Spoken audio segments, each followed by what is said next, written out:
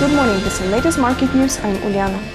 Asian stock markets are exhibiting a mixed trend on Friday, following another lackluster performance overnight on Wall Street and the sharp decline in crude oil prices.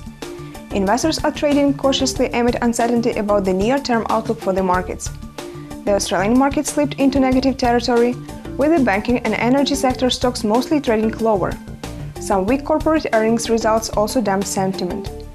In late morning trades, the benchmark ASX 200 index is down 12.50 points or 0.21%. In late morning trades, the Nikkei 225 index is adding 0.31%, after earlier rising to 18,855.85, its highest intraday level since April 2000.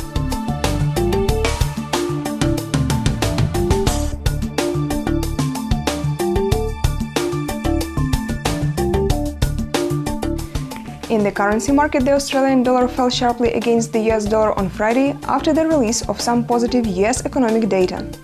In early trades, the local unit was trading at 0.7794 US dollars, down from 0.7847 US dollars on Thursday.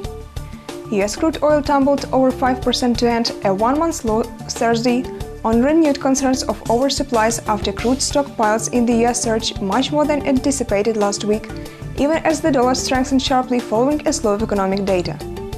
Crude oil futures for April delivery, the most actively traded contract plummeted 2.82 US dollars or 5.5% to settle at 48.17 US dollars a barrel on the New York Mercantile Exchange Thursday.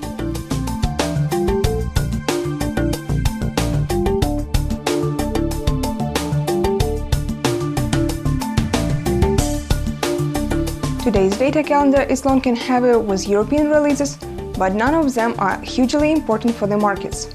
In the US, the gross domestic production will probably reinforce what is already known. US growth looks sustainable. US Q4 gross domestic production second estimate 1330 GMT. The consensus forecast is for a notable downward revision to the last year's GDP data, 2% growth after the advanced estimate of 2.6% growth. The main culprit for negative revision is international developments, which have led to stronger US dollar and weaker sales for US exporters. Also, inventory build-up is expected to have diminished, but that should only have a temporary effect.